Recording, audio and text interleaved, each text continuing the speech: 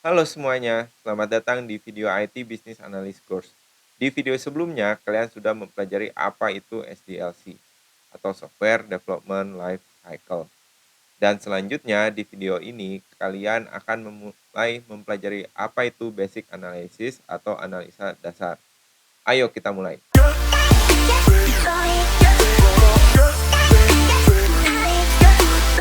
Hal apa saja yang akan kalian analisa?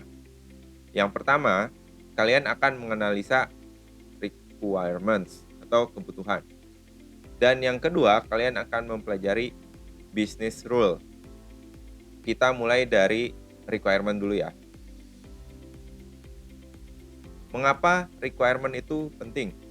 Karena requirement itu menjadi guide dalam pengembangan sebuah solusi atau konteksnya adalah sistem informasi. Tanpa requirement yang benar, maka kalian akan kesulitan untuk mendesain dan juga kesulitan dalam membuat produk yang tepat guna. Oleh karena itu, kegagalan sebuah project 60%-nya dikarenakan oleh requirement yang tidak tepat. Oleh karena itu, requirement di sini sangatlah penting untuk kesuksesan dari project development kalian. Apa itu requirements? Requirements adalah sesuatu yang harus dilakukan atau yang harus ada di dalam sebuah produk. Nah, jadi kalian sudah tahu ya apa itu requirements dan juga harus seperti apa sih requirement itu sendiri. Selanjutnya, requirement kategori. Requirement dibagi menjadi 3 kategori, yaitu yang pertama adalah functional requirement, yang kedua adalah non-functional requirement, dan juga constraint. Apa itu functional requirement? Yaitu sesuatu yang harus dilakukan atau langkah yang harus diambil. Nah, kalau non-functional requirement adalah properti atau kualitas yang harus dimiliki oleh suatu produk. Produk harus bisa apa saja, harus memiliki sifat seperti apa dan lain sebagainya. Itu adalah non-functional requirement. Yang ketiga adalah constraint. Constraint atau global requirement ini di dalamnya terdiri dari tujuan dari project tersebut dan juga siapa saja pengguna dari aplikasi yang kalian akan buat, atau informasi-informasi yang sifatnya pelengkap. Berikutnya adalah contoh functional requirement. Seperti apa? Contohnya adalah produk harus bisa menambahkan, mengedit, dan juga mendelete sebuah data. Nah, ini salah satu contoh functional requirement. Kemudian ada contoh lainnya adalah produk harus bisa mengenerate laporan atau report gitu ya. Produk harus bisa menampilkan data A, B, C, D sesuai dengan kebutuhan. Nah, itu kurang lebih contoh dari functional requirement.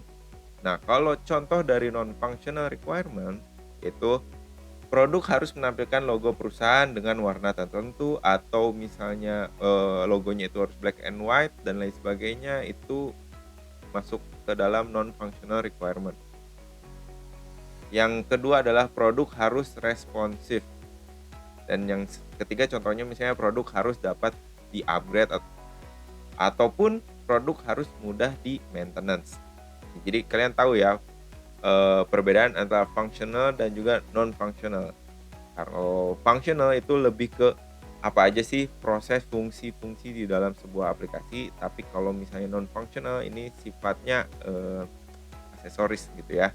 Jadi hanya tidak langsung ke core functionnya, tetapi lebih ke estetikanya harus seperti apa, aplikasinya harus responsif dan sebagainya. Kurang lebih seperti itu. Nah, contoh requirement constraint, misalnya budget produk ini maksimal Rp1.000.000 misalnya. Yang kedua misalnya produk harus diinstal di server existing. Dan yang selanjutnya misalnya implementasi produk tidak boleh mengganggu proses yang sedang berjalan. Nah, ini contoh-contoh dari constraint dari requirement. Nah, kalau sampai sini, kalau misalnya kalian ada pertanyaan, silahkan ditulis di komentar. Kemudian di slide berikutnya, ciri-ciri requirement yang baik. Nah, kalian harus mengetahui bahwa requirement yang baik memiliki ciri-ciri sebagai berikut. Yang pertama, mudah dimengerti. Yang kedua, konsisten, bisa dimodifikasi, dibutuhkan, tentunya harus dibutuhkan oleh user ya. Dan yang selanjutnya, dapat diukur.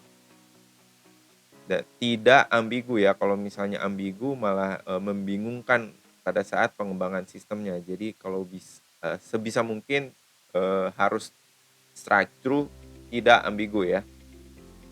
Selanjutnya, dapat diuji, terorganisir, bisa dilacak, lengkap, bisa dikerjakan, ringkas, dapat dicapai.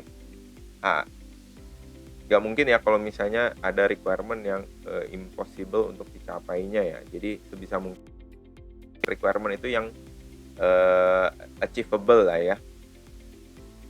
Lalu mudah dimengerti. Ini pasti ya, kalau misalnya requirement tidak dimengerti, bagaimana bisa kita interpretasikan ke dalam sebuah sistem informasi dan lain sebagainya.